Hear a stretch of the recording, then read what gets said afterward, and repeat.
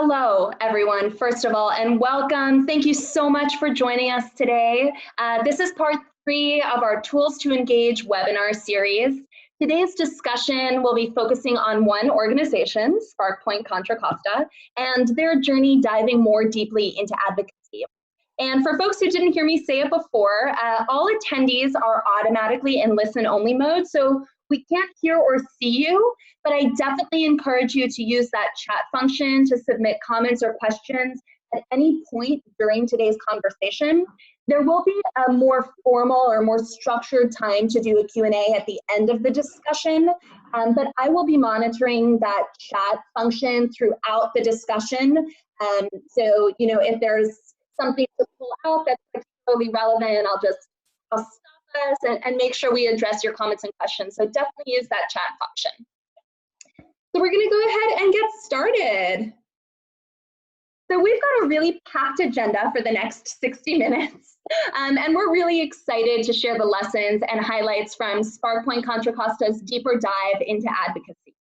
We're going to start out with some brief introductions so that you know who we are, and so we can also get a sense of who's in the virtual room with us today. Then for folks who are new to the Tools to Engage webinar series, I'll give you just a very short background on what it is that we're doing. And then project consultant Judi Sherman is going to give us an introduction into the tool that we're exploring today. And Geishirt Cantrell will tell us all about her organization's experiences and lessons learned from their deeper dive into advocacy.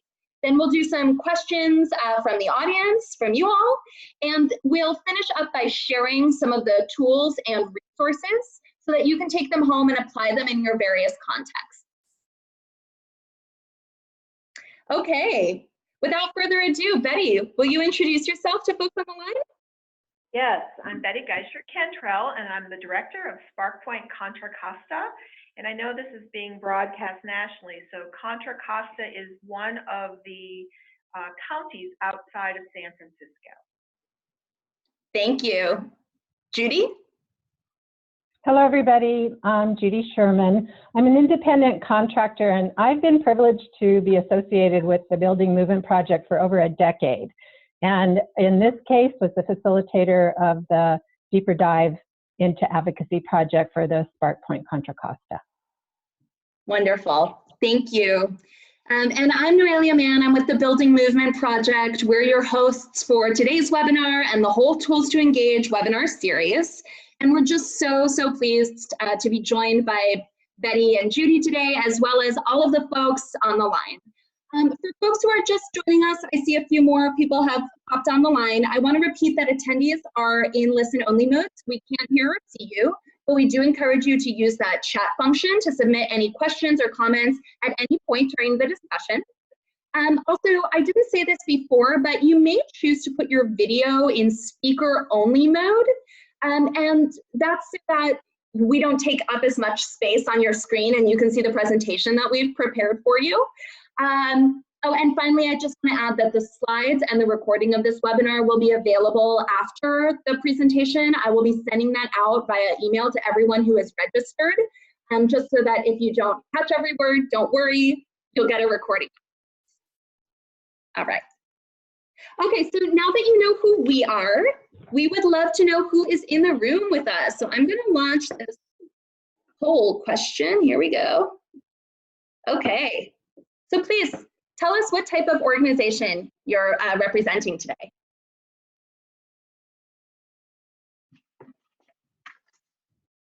Okay.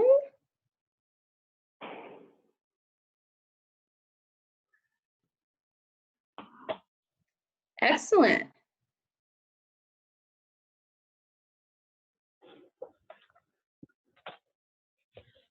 Okay, so we got some responses here. Great, looks like we have about 50% of folks are coming from nonprofit service organizations. If I didn't give you enough time to answer, I'll let the poll run longer next time. We've got some folks coming from intermediaries, some for-profit, some foundations, a couple consultants. Great, thank you so much. And we'd also love to know what roles you hold within these organizations. So if you would be so kind, tell us about the title that best fits your current role.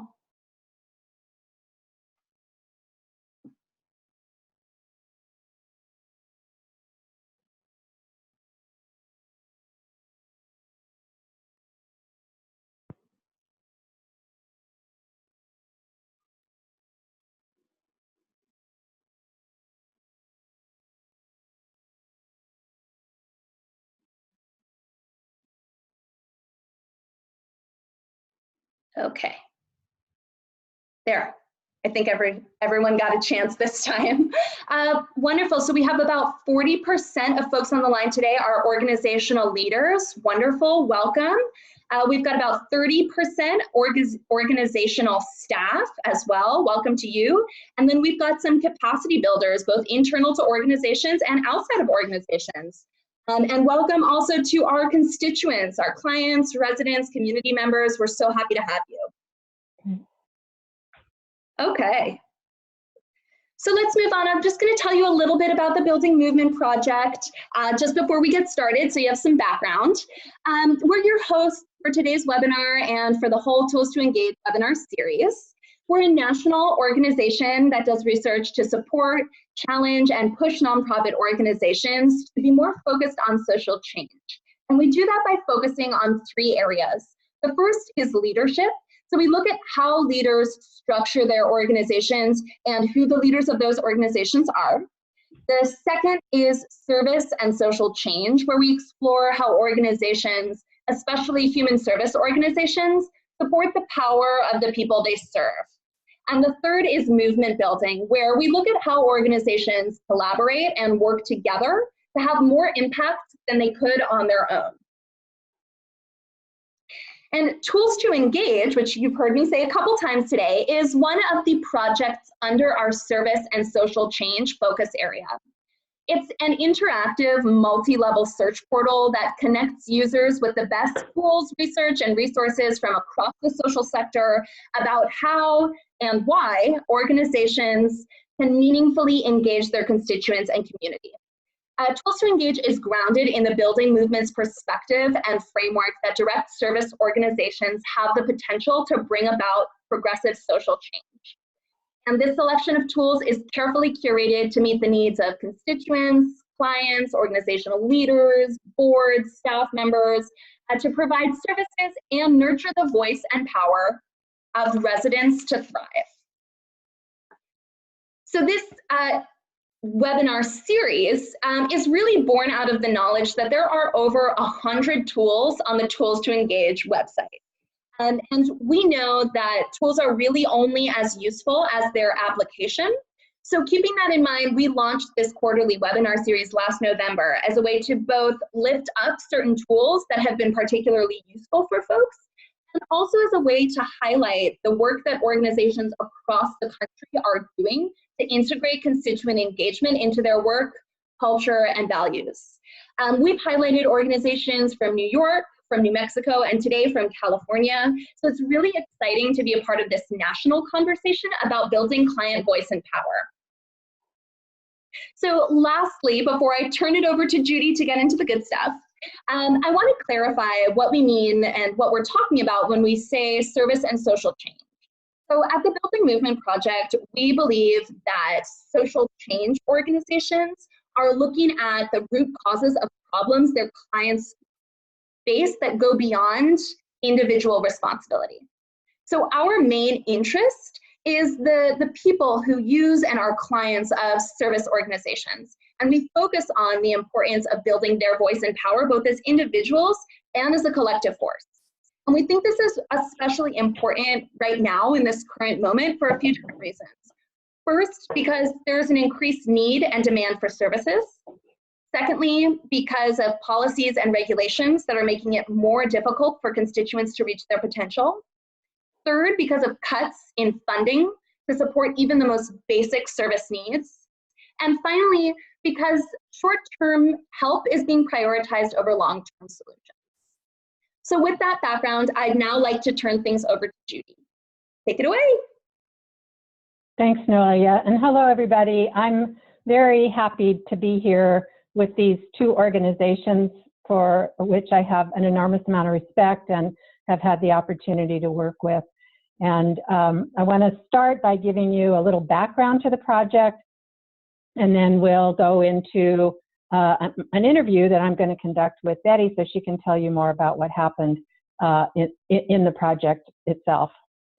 So this project took shape in June 2016 when the Family Economic Security Partnership, or FES, engaged the Building Movement Project to facilitate this pilot project with one of the FES member agencies to assess the organization's capacity to integrate policy and issue advocacy into their current service provisions.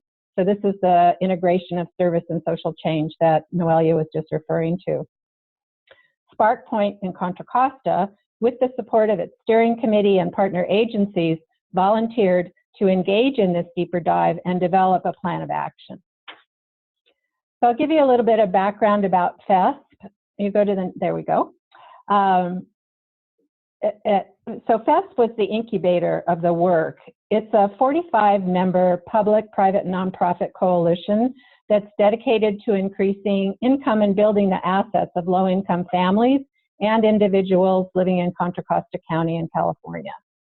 They're supported by First Five Contra Costa and promotes a dual approach to long-term change by acknowledging the significance of direct service provisions, as well as increasing the awareness of root causes of poverty and the importance of policy advocacy to focus on the structural and systemic changes needed to end poverty. So you're going to hear this theme of social service and social change as we continue forward. FES began its work by convening community partners to develop a program in Contra Costa County to promote the Earned Income Tax Credit, the EITC, which many of you know, I'm sure, is one of the most effective anti-poverty strategies in the country. The EITC is a refundable credit for working families, and it was the focus for a few years of FES, and at the same time, FES membership grew from 6 agencies to what it is today. So as the partnership grew, the membership realized that they really were able to and needed to do more. So they spent a couple of years learning about the root causes of poverty, and then the fact that poverty is not inevitable, but is a function of policy choices. They acknowledge that direct services are important, are essential, but not enough alone to eliminate poverty. And they realize the need to build a group of champions, of organizational staff, constituents, community members, to advocate for policy that addresses the structural causes of poverty. So as FES members gain knowledge of different types of advocacy and the ways to mobilize their constituents and connect with local and statewide elected officials, the FES Executive Committee suggested that they embark on this pilot project with one of FES member agencies that could serve as a test case for the organization and answer the question, how can direct service agencies become more involved in policy advocacy? And this is the question that was answered through the effort in this project. So participation in the project meant that the agency's staff, constituents, and board members would want to learn more about the root causes of poverty and wealth inequity, and more about various policy and advocacy strategies. They would be willing to assess their current capacity to integrate policy advocacy into their service provision, and that they would develop and implement an action plan based on the results of the assessment of the survey to integrate policy issue advocacy into their service provision. So the project goals here that you see on the screen reflect the importance of learning about the issue of poverty, about the issue itself, and in this case, the issue is poverty. And that an important addition to service provision are activities that are meant to change the conditions that people live in. So a key lever of change is constituent engagement, and this is really the last goal in the arrow, where people who are beneficiaries of service build their voice and power as individuals and as part of a larger force. So in this way, service organizations like SparkPoint, Contra Costa County become sites of mobilization and movement building with their constituents, staff, and partners. And I just want to make a note that when we use the term constituents, we're using it sort of interchangeably with the word client.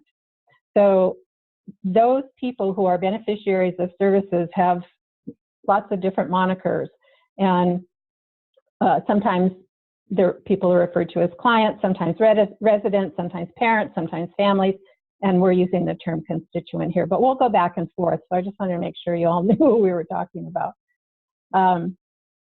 So the last goal in the box reflects the interest by FEST members to learn from SparkPoint's experience so that other organizations might replicate the process. And in this way, they created a learning circle of agencies and constituents to foster further learning and policy, and to take policy action. So the Deeper Dive project begins. It took shape when Contra Costa, SparkPoint Contra Costa agreed to become the pilot agency. Took some courage and bravery to step forward, and FEST realized with that they needed to work with an organization that has experience in movement building and needed funding support for that. So they are very grateful for the support of their funders here in Contra Costa County, who are also members of the Family Economic Security Partnership. So the TJ Long Foundation and the YH Soda Foundation are family foundations, along with the East Bay Community Foundation, and all three have ongoing relationships with FEST and its member agencies, including SparkPoint Contra Costa. So as a result of the funding, FEST reached out to the Building Movement Project to work with them, with my support and guidance, working closely with SparkPoint for the 6-month project that we completed. So I want to bring Betty into the conversation for a moment here and ask you if you can tell us a little bit more about SparkPoint so people have an orientation to the organization. Be happy to. It's my favorite thing to talk about. So SparkPoint is a nonprofit partnership where we bring together the best experts in financial counseling, in credit counseling, in career coaching, and also in consumer law issues. So we bring all of those experts together and provide services to our clients in a way that no one organization could do on its own. Thank you, Betty. So it's time for us to dive into the story of what happened in the pilot project. Betty, you chose an effective and cohesive team to work on the project. So can you tell us a little bit about how you chose your team members, what went into the decision of who to include, and also comment on the diversity of the team? So we wanted representatives from all levels of SparkPoint Contra Costa. So first we asked for volunteers from our steering committee, which is, for us is like our board of directors. We also asked for volunteers from our direct service staff. And then we also recruited from our constituents to find someone who is very familiar with SparkPoint, as well as community issues that we're facing our members. So we also used all of our members of our middle management from our 4 sites, as well as myself, to also be engaged in the project. So the makeup of our team established the beginning of a learning community environment where multiple perspectives from all different levels were able to produce new knowledge that then is owned by that entire team.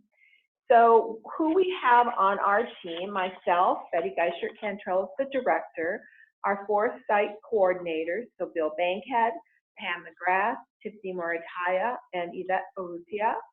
We had direct service staff, including a career coach from Opportunity Junction, which is one of our partner organizations, Eric Guzman, and a financial coach from Brighter Beginnings, another partner organization, Grizel Reyes.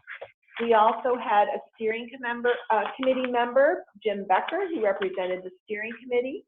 We also had a constituent, Regina Keel, and she was paid a stipend for participating in the project. We also had the FEST coordinator, Fran Bitterman, and of course, Judi Sherman, who's here joining us today also. Thanks, Betty. It was a great team to work with, and you get to continue to work with them, and I had a lot of admiration for this team. So this is the 6-month plan for the pilot project. The team met every month. 3 of the meetings were almost full days and 3 were a couple of hours. Initially, the team reviewed a survey that Building Movement Project had used with another project in New Mexico. and revised it to meet the needs of SparkPoint Contra Costa. The purpose of the survey was to assess the extent of SparkPoint Contra Costa's adoption of policy advocacy and also its level of constituent engagement. So we took a snapshot in time of people's beliefs about SparkPoint Contra Costa. So the team identified who would be asked to take the survey and concluded that it should be SparkPoint staff, steering committee members, and partners. The survey was distributed and the results were analyzed by the pilot team. In month 3, the results were shared with SparkPoint Contra Costa stakeholders who were asked for input about the results. So from this feedback and the survey results together, the pilot team developed an action plan in month 4, which was presented to the FESP membership. And while at the same time, SparkPoint actually began to implement the recommendations for integrating advocacy activities into their service provision. So Betty, can you tell us a little bit about what were the things that the pilot team wanted to know from the survey? So if you can move to the next slide, thank you. So we decided to craft the survey about the goals that we set. And so the 4 outer circles are outlining those 4 goals. So first we wanted to look at our structure of SparkPoint and how that might promote advocacy, including our mission, our values, and our leadership. So secondly, we also looked at perceived barriers to conducting advocacy. So those included how much time was available, resources that we had, the knowledge that staff had to do so, and our agency mission. We also looked at our activities that would best promote advocacy. So we looked at constituent engagement, the knowledge and competencies of our staff, as well as how did those activities fit within our actual scope of work and the things that we do every day so that it did not deter from meeting our objectives. And then finally, we looked for opportunities for increasing our constituent engagement. So again, what do we do? What is our contact with clients in our current work, and not to take away from that at all? If you move to the next slide, please. We also reframed our definition of advocacy that really helped us to understand that there may be several ways to take action, and that it's possible to consider new activities beyond direct service provision. So we realized that we were great advocates when it came to advocating for our clients on an individual basis, to advocate for the services that we provided to them. And we realized that there was a gap between that and advocating for services for clients and policy issues and that involve the constituents in the process. So we discovered that we already had some advocacy skills and we just wanted to build from that. So we came up with the definition of advocacy that you see on your screen. That direct advocacy with policymakers and elected officials, as well as supporting constituents to have more voice and power over decisions that affect their lives. Thanks, Betty. So as we moved into this advocacy conversation, we know that it's important to be clear about what activities are associated with advocacy. And these are those activities on the screen. So they were considered in the pilot project survey that was developed and administered by the Building Movement Project. So the broad scope of these activities informs us that advocacy is more than influencing decision makers, although we know that that's an important advocacy activity. Here we see that advocacy is educating ourselves and our stakeholders, partnering with others, and developing messages for outreach and communication, some of which SparkPoint was already doing, as Betty mentioned. So this is where the pilot team had a big aha, as Betty said, and the entire staff saw themselves as advocates for individuals in their everyday service provision, and understood through that that they had the skills that they could build on and transfer to include policy and issue advocacy as part of their service provision. So once again, this is the integration, and it ensures that they're not separate in the work that the staff are doing with their constituents or participants. So in a moment, we're going to ask you what kind of advocacy you're engaged in, but first, let me further define each one of these a little bit. So research and analysis is about gathering and analyzing information on issues and share as appropriate. Community organizing is supporting clients and residents to take action such as letter writing campaigns to elected officials, maybe participating in demonstrations, making phone calls, doing neighborhood outreach. Partnering is identifying and collaborating with others to advance a policy agenda or improving conditions for constituents. Messaging is developing clear and concise messages that are compelling and adapted for an agency's target audience. Media relations is planning media outreach to distribute information online or broadcast and/or in print media to increase public awareness and influence the public debate. And then influencing decision makers is building and nurturing ongoing relationships with elected officials and decision makers who can influence the agency's policy agenda. And I want to emphasize that the focus on building relationships in this case includes understanding what's important to your representatives and how your mission might help advance theirs. Noelia. Yes, thank you. So in a moment, we will learn about what SparkPoint Contra Costa learned from their advocacy efforts. But first, as Judi mentioned, we'd like to hear from you about what best describes the type of advocacy your organization or the organizations that you work with conduct. So we're going to launch a poll here.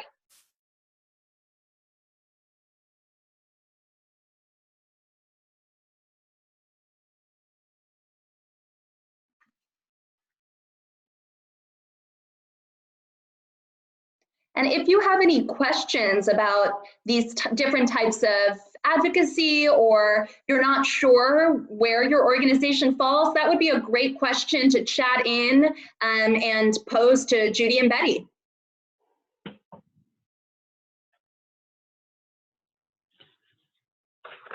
Okay, I'm going to share these results.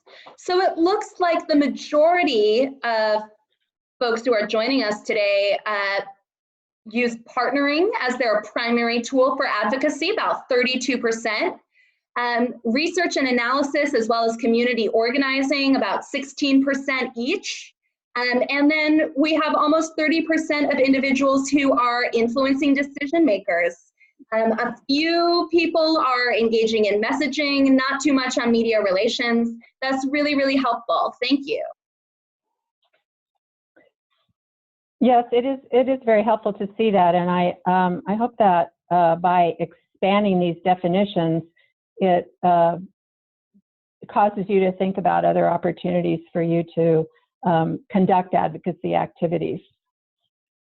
So the other element that we focused on in the survey was constituent or client or participant engagement. And so as an organization moves from providing services and resources to people as clients, in quotes, to engaging them as constituents, the organization might need to reflect on current practice and consider how those people, those clients, are perceived in the organization. So often this results in viewing service beneficiaries less as people who are in need of something and more as people who have something to contribute to solving larger social problems.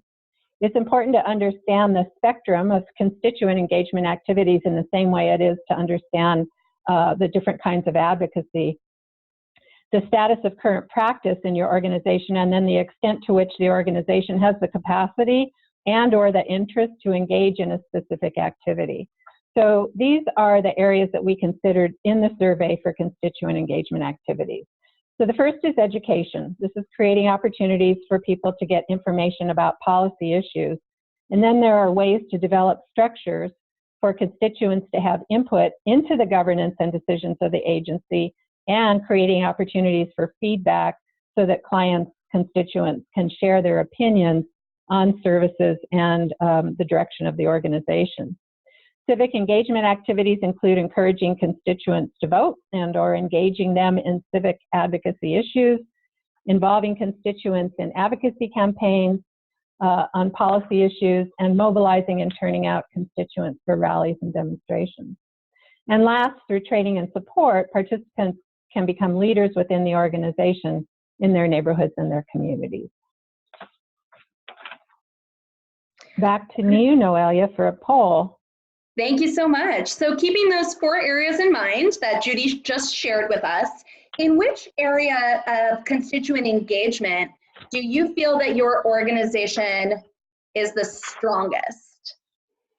And in which area do you feel that your organization has the most room to grow? So this is a 2-part question here to gauge where folks are feeling that they're really engaging constituents in a meaningful way and where they feel like your organization still might have a little bit of room to grow.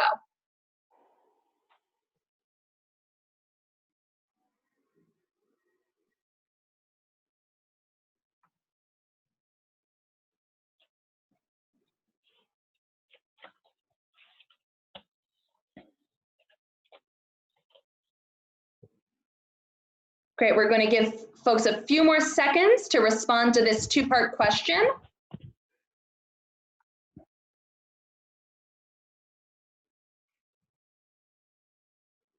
Okay. So it looks like folks are feeling the strongest in the area of education. Folks on the line are really feeling like they're doing a pretty good job engaging constituents around knowing what policies are out there, what's affecting their communities. And then it looks like it's almost the same across the board for input and feedback, civic engagement, and leadership development. A little less confident, about 20% of individuals are responding that that's where they feel the strongest. And in the most room to grow, about 40% of our respondents today are saying leadership development. So resident or client or constituent, whatever word you're using, leadership development is the area where you're feeling that your organization has the most room to grow. Folks are also feeling like civic engagement is an area where you may have some room to grow as well. That's really helpful. And for everyone who did register for this Zoom via email today, we'll be sharing out some tools along with the slides and the PowerPoint. I see some people are asking about that in the chat. We will be sharing a recording, we'll be sharing the slides, and we'll also be sharing some tools and resources specifically geared towards these 4 areas of constituent engagement where you feel like your organization could use a little extra help. Okay. Yeah, it's interesting, the mirror of the 2 questions, that what folks feel they're strong in and what folks feel that they need some assistance in are just a mirror of where the strengths are. So thank you all for that. And I do notice that some of you have mentioned that how you refer to your participants, your constituents, from the word participants, families, and I think one of the things that we're interested in doing is that no matter what you call folks, that you're thinking about how people are engaged beyond the needs, beyond the perspective of needs, to thinking about what folks have to contribute. So we want to take a look at what happened at SparkPoint Contra Costa with their survey. So Betty, who responded to the survey? And you got a pretty high response rate. Can you tell us how you did that? So we sent the survey to all of SparkPoint Contra Costa's partner agency coaches, to all of our staff, and to all the steering committee members. And so then we collected the survey over 8 days. So we got a 68% return from stakeholders who were asked to fill out the survey.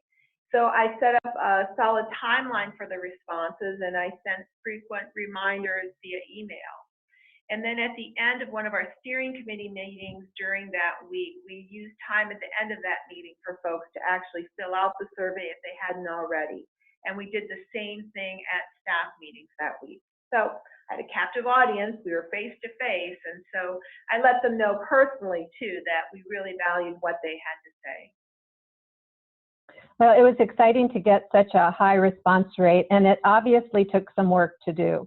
So, and I will say, as the observer of Betty's activity to get this done, that I noticed this determination to get as much information from as many people as possible, which was really valuable to inform the direction, because we knew that folks had weighed in on what was important to them and were able to use that information to inform the plan. So what were some of the important data that you were interested in harvesting through this survey, Betty? So there were questions about the role of the people who were answering the survey. We asked them how they saw decisions being made at SparkPoint Contra Costa. We asked how well do you think we collaborate with other organizations. And we asked whether or not if we even talk about advocacy in the hiring process. Is the word advocacy part of a job description? And then we asked people about their understanding of our mission and if advocacy was a commonly understood activity in what we did in the services that we provided to people.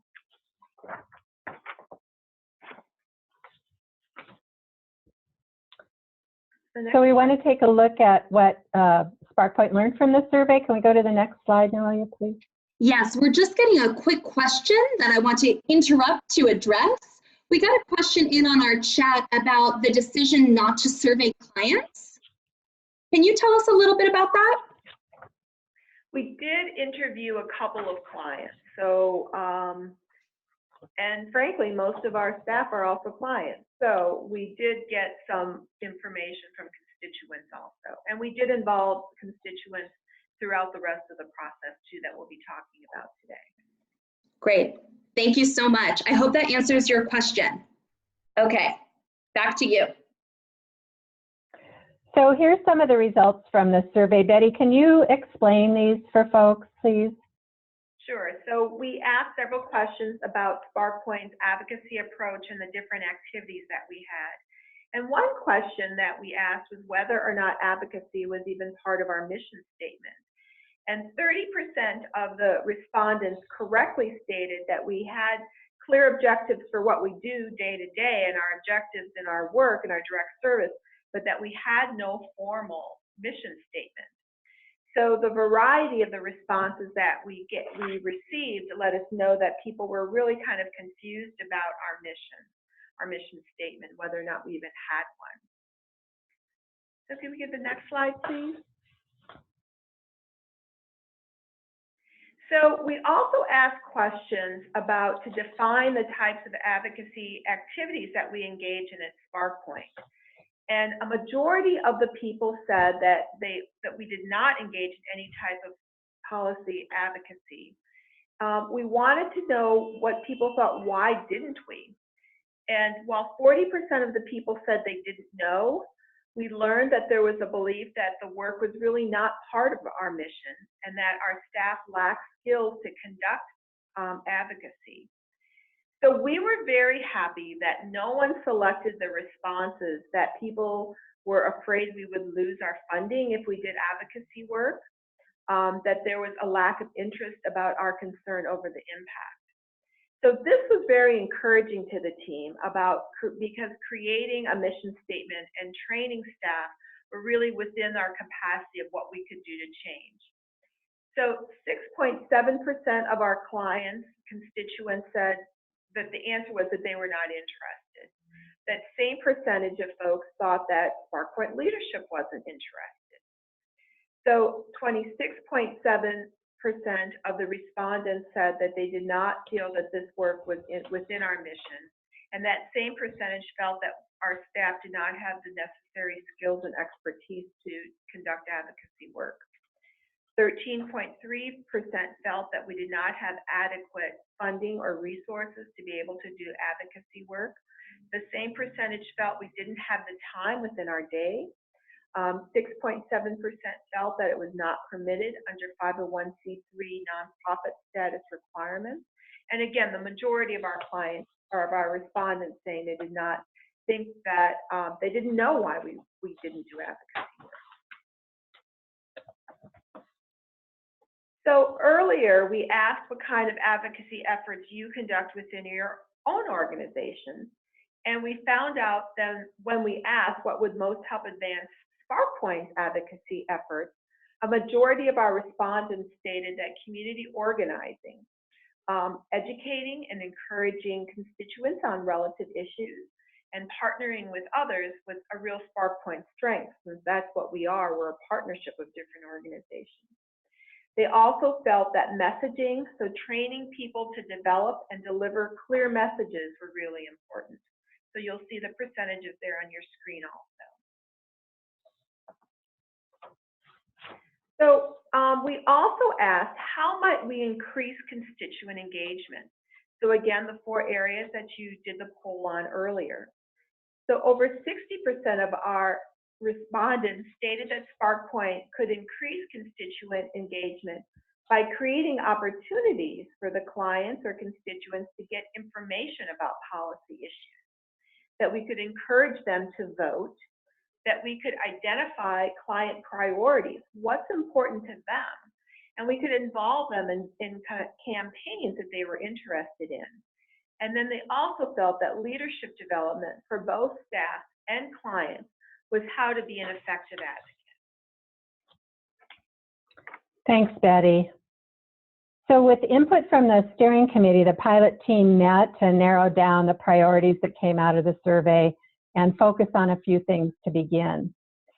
But first, in the spirit of a true learning circle, the pilot team read 3 case studies from the Building Movement Project series called 5% Shift that are about organizations that made small changes in areas similar to those that were identified by the survey results. So this helped the pilot team understand that large-scale change is not necessarily required to be successful when adding advocacy to service provisions. So in this concept of 5% or small shifts. So this activity I thought was very interesting. It set up a mutual learning environment. It was an opportunity for people to share their perspectives on the approaches that were presented in the 5% shift and ways to apply those to SparkPoint and the task at hand, which was creating a social action plan. So Betty, what was the team's takeaway from the 5% shift study and the discussion? So it was really encouraging for us to learn that you don't have to do large-scale change in order to really make an impact with your clients and with your community. Because we didn't have the capacity to make these major changes on how we operated.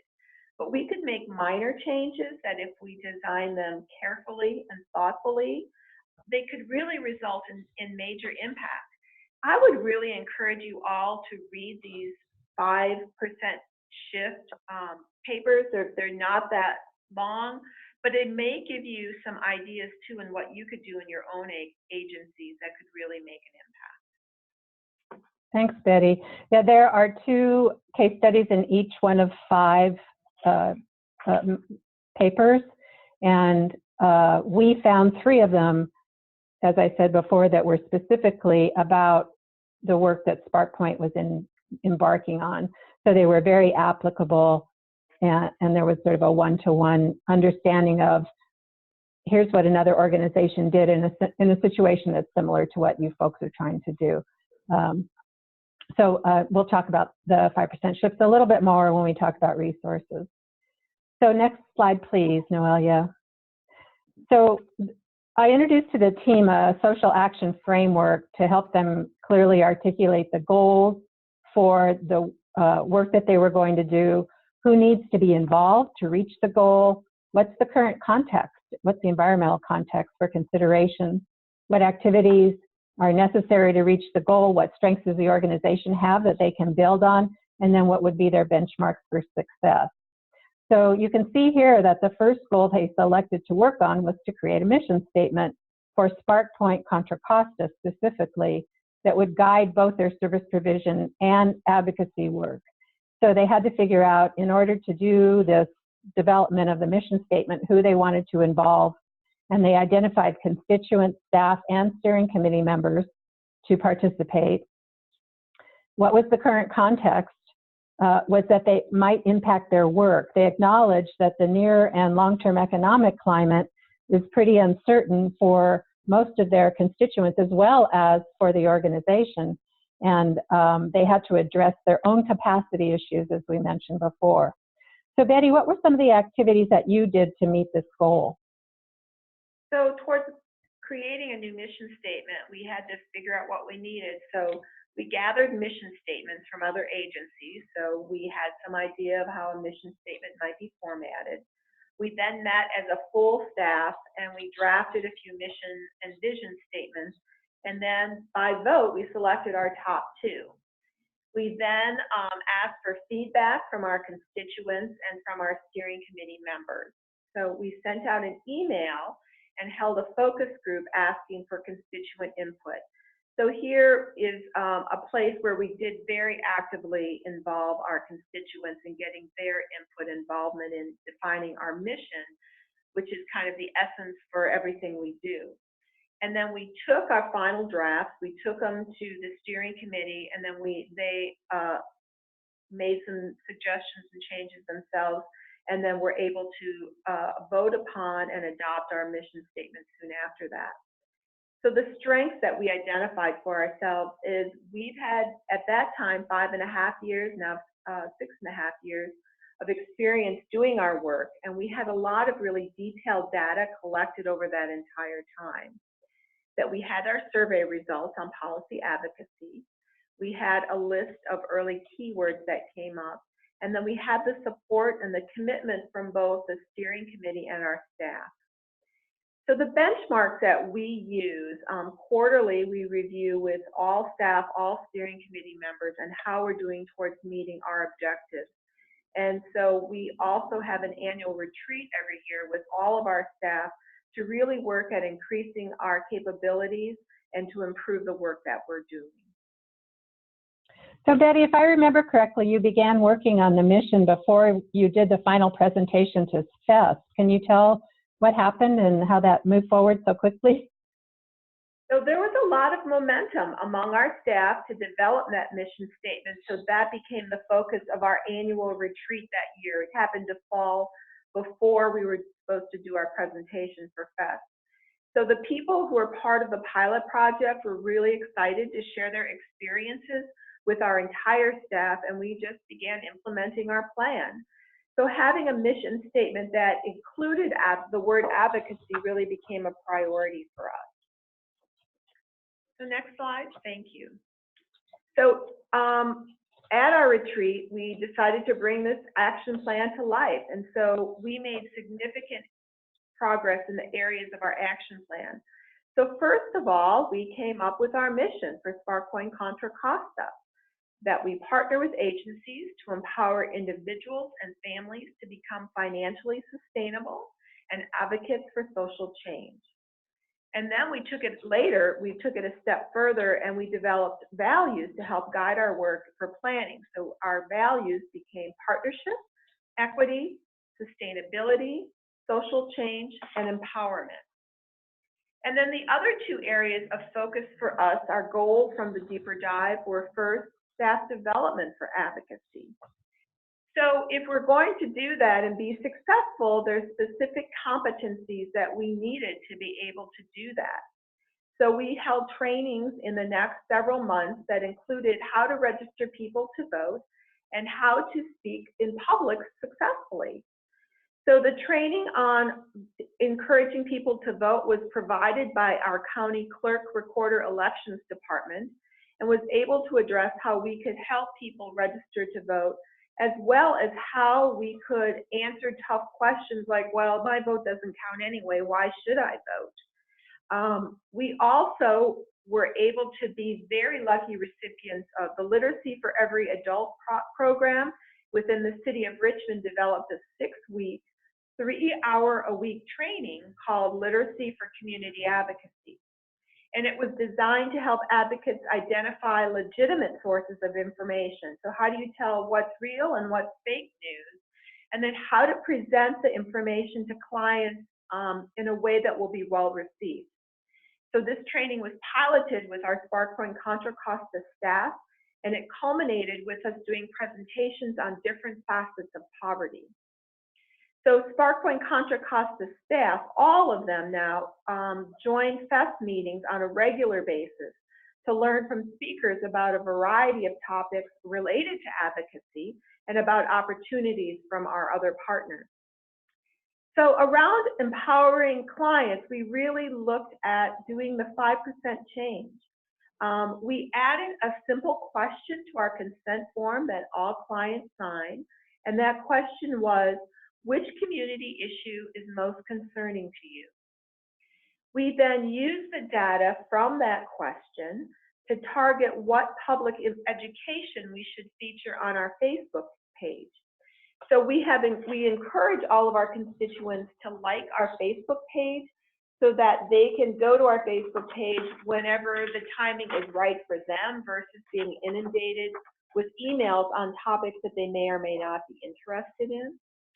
And I've also been able to have meetings with local and state legislators where I'm able to cite the data that we're collecting on the most concerning issues of their constituents. Another thing that we've done around training and presentations, SparkPoint Contra Costa and our local food bank did a public speaking training last year.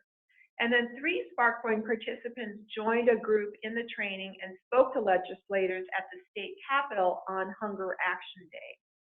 And then this past year, SparkPoint Contra Costa, the food bank, and Toastmasters have held another training with 16 SparkPoint constituents participating.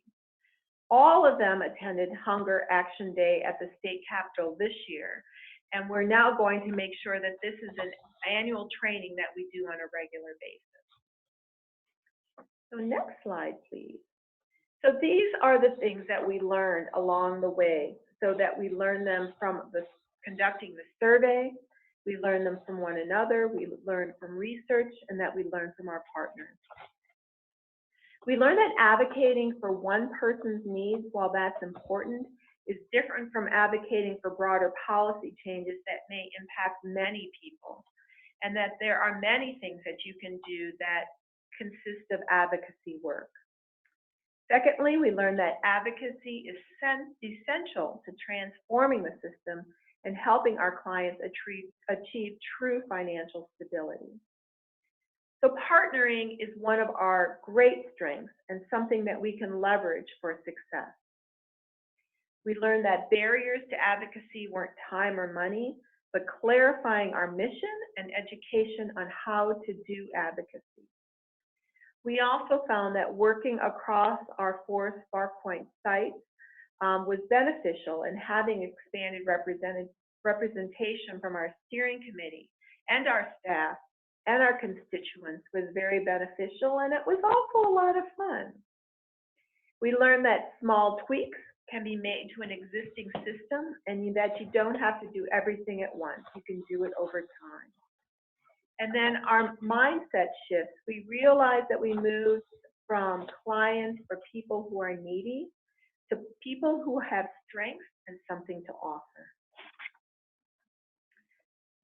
So people from other agencies have also been really excited to hear about the project and wanted to know what they could do to be part of it. So that's how we were able to get training for staff and our constituents without having to come up with any additional funding for these activities.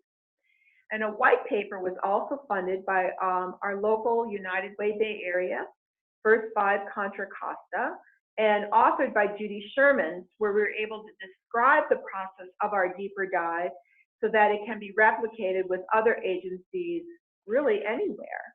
And so this white paper is also something that's available to all of you to just better understand what we did in our process.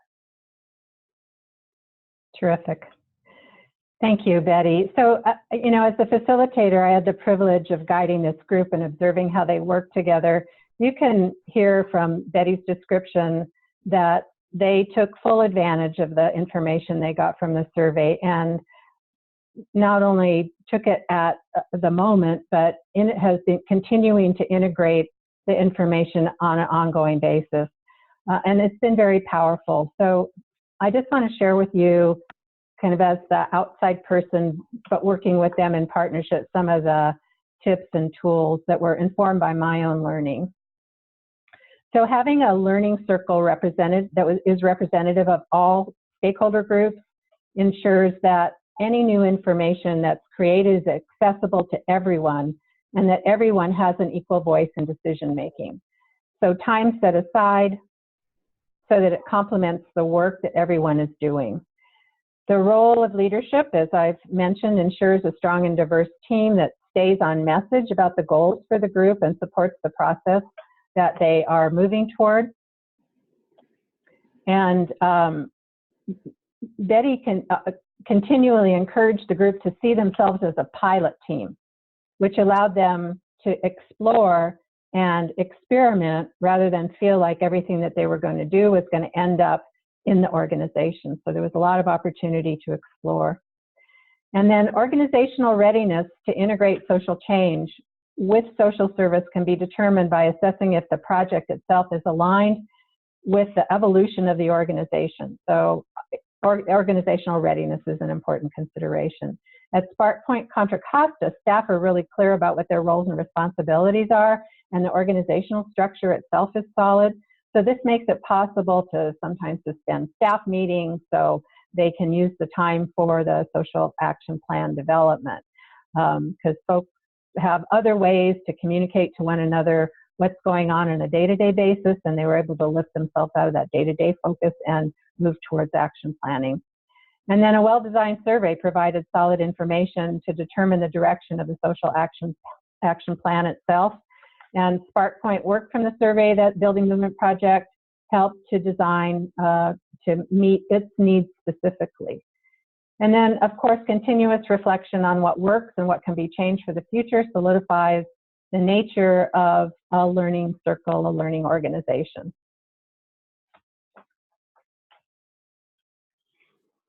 Great.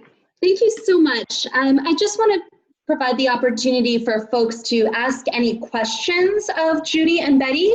I know we're coming up on the end of our hour together, but these two really have so much learning and so much expertise to share with us. So if there are any questions, feel free to just chat them, and I will ask from there. I see we have one question for Betty.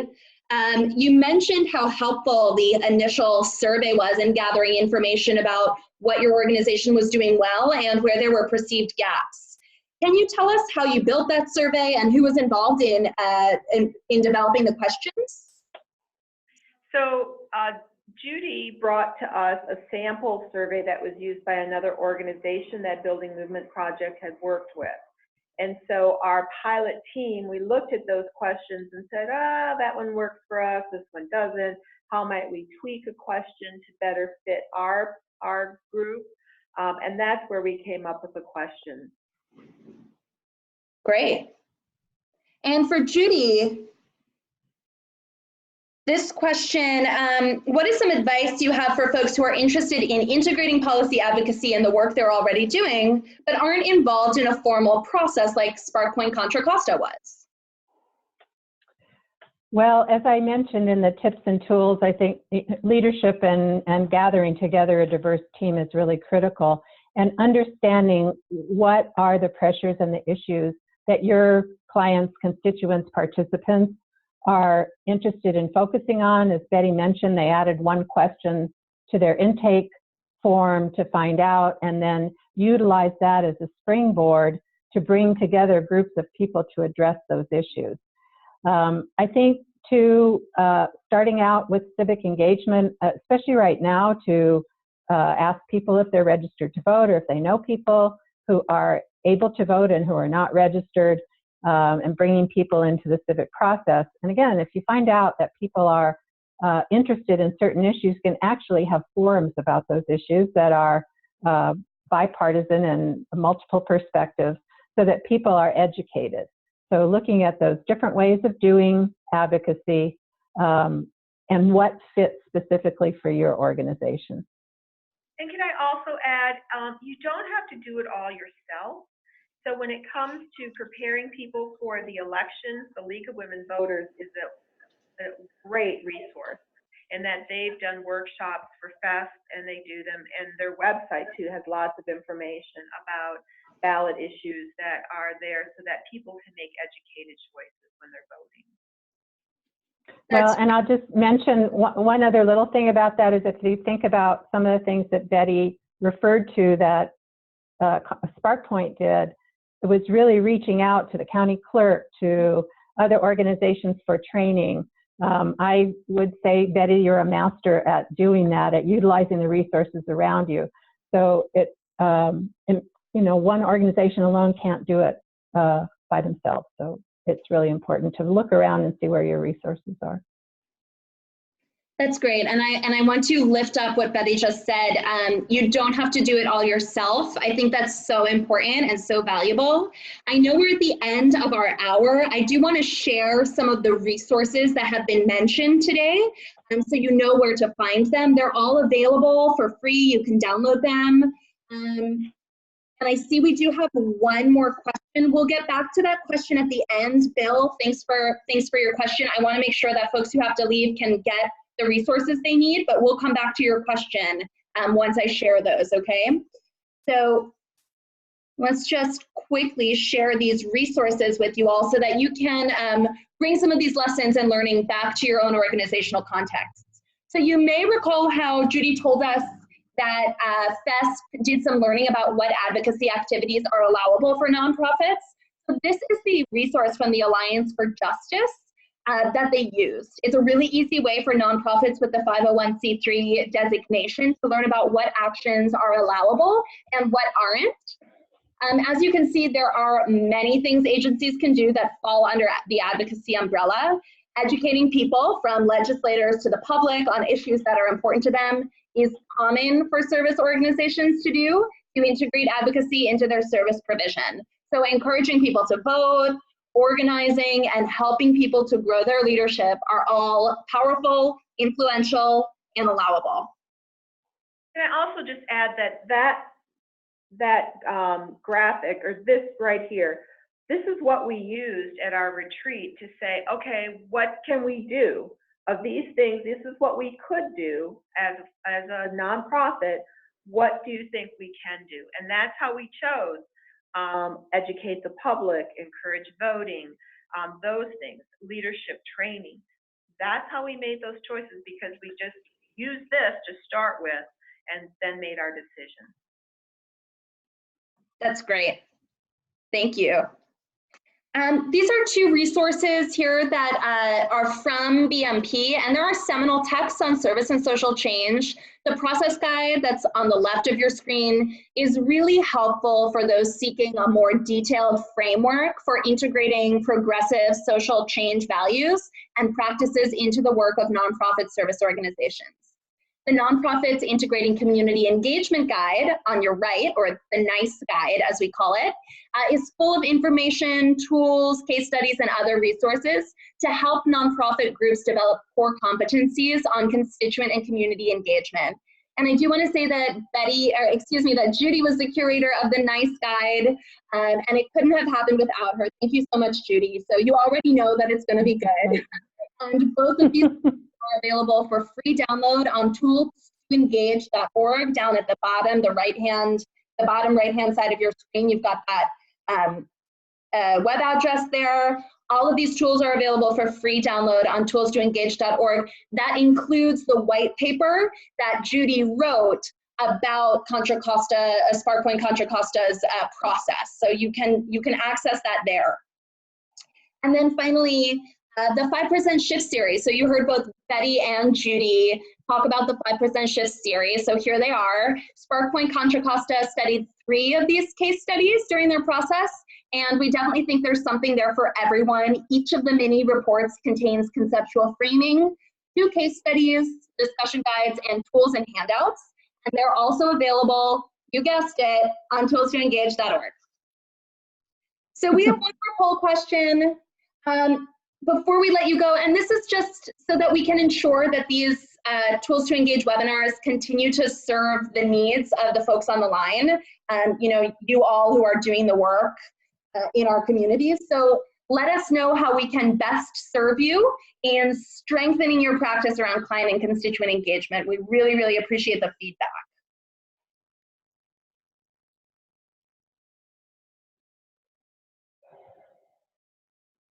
Thank you so much. I see people are answering.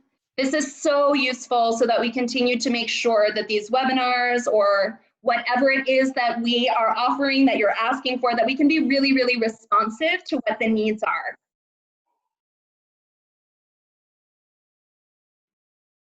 Can I also add, while people are trying to decide, that if anyone would like to talk with me, again, I love to talk about SparkPoint, and I would be happy to speak with anybody about the project and what we did, our deeper dive.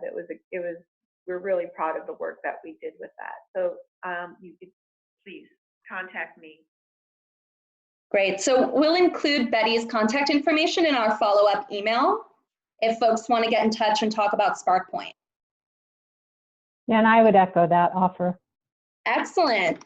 Okay, great. So we'll be sending out a follow-up email that includes the links to the resources you heard about today, and will include the recording of today's webinar. It will include the slides from today's webinar, and you'll also get Betty and Judy's contact information.